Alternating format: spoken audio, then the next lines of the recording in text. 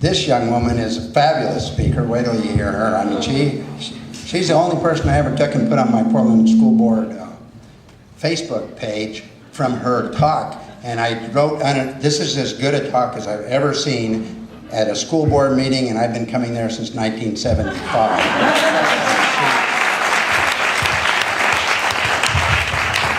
And the lighting is bad, I can hardly see what I wrote. So could really be tough. Anyhow, I want to talk about kind of what we can do to deal with education today, and kind of what's happening. There's two separate approaches to education, and they're coming together with a huge conflict. And one of them, of course, is the testing, accountability, standards, data, and all the education, corporate education reform movement. The other, on the other side, is education for the whole child. Education for citizenship, fulfillment, being part of society. After all, Declaration of Independence, this country was basically founded on life, liberty, and the pursuit of happiness. So you would think we'd educate children towards the pursuit of happiness also, but we seem to have been getting away from that to some. We've got Washington, D.C. and Salem conflicting with what we would like to do actually in our schools and locally. And I think this kind of played out a little bit in the negotiations process. It was, do we have this type of school or do we have this type of school? I think it's the money versus the passion. People are making a lot of money in education these days. Not a little, a lot. Hundreds of millions of dollars people are making. Pearson has taken over all sorts of stuff in America for education. And so that's really a hard group of people to fight. How do you fight corporate control? But where I think this can be seen the best lately is really in how the Common Core, which is the Common Core, new standards for the 45 states, how they dealt with kindergarten. There are 135 people in the Common Core that changed the kindergarten standards, and they can talk all they want about it not being a curriculum, but Common Core is definitely a curriculum, because what you teach in your schools, that's the curriculum. I'm sorry. If you're teaching, analyzing things, that's still your curriculum. And what they did was 135 people put together Common Core. Not one of them was a K through third grade teacher. And we took and changed, and this is what's happening. We took and changed in 45 states the entire kindergarten curriculum for 45 states, basically all of America, and we didn't talk to one person who had ever taught in kindergarten to do that. It's absolutely unbelievable that as a country we would sit and allow something like this to take place. And we're buying into it even in Portland. Last Monday at the school board meeting, they had posters for all the board members. And the poster had a picture of, it said, "College begins in kindergarten." And they had all these little kids with different colored robes and the hats, the graduation hats, and about half of them didn't look very happy at all. And I thought, geez, college doesn't begin in kindergarten. Kindergarten is play, basically. It's learning through play. And so instead, we're shifting that. And we're doing it because somebody way back in Washington, D.C. decides to do it because they're going to make a lot of money.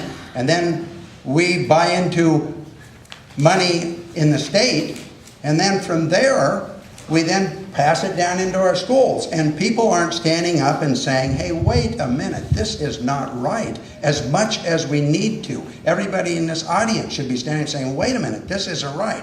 And there's reasons for that. And now it's post-negotiations, which is kind of what this is about, what happens after negotiations. And the question really is, how will that conflict play out in Portland? And the power, I would go, if you had to bet, I'd go with the corporate reform. Because they've got the money. And right now they've got the power. And they're pushing it like crazy. I go down to the Oregon Educational Investment Board meetings, and I'll be almost the only person there. They have them during the day, so teachers can't go. But they're pushing it and pushing it and pushing it and pushing it. And so it's basically money driving the politics of education now. It didn't used to be that way. Money didn't used to drive it, but it does. And it's like the environmental movement, become like the environmental movement in a way. You know, you've got an environmental movement that's trying to do the right thing, and then you've got money driving the other side. Well, education has shifted, and people don't really always get it. And the problem with trying to overcome the reform movement is it's complicated, and it's taking place in other places. It's not like protesting a nuclear power plant that's maybe in your neighborhood. It's something happening back in Washington, D.C., which I haven't even ever been to Washington, D.C., if you can believe that. So how am I supposed to influence what's happening back there for the children in Portland Public Schools? You just basically can't do it. For instance, Common Core is really tricky.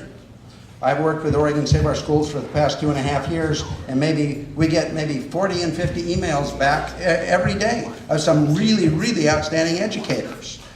And I still don't really get it all. Nobody really does. It's a complicated thing. And so you go ask busy parents, or busy teachers, or busy administrators, or busy school board members, or busy legislators. How do they have time to sit down and look through the Common Core and make sure what's happening in the education in the schools? That they literally don't. So here's the question. What can you do? What can I do? What can we all do about this?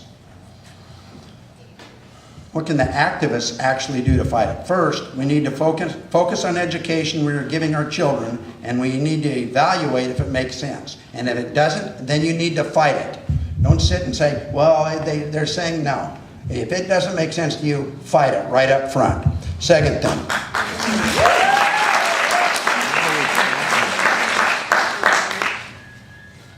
Don't trust agendas, proposals, mandates, or educational changes which offer generalized solutions. There are no silver bullets. There's no research that is infallible. There's no theories that should just be accepted.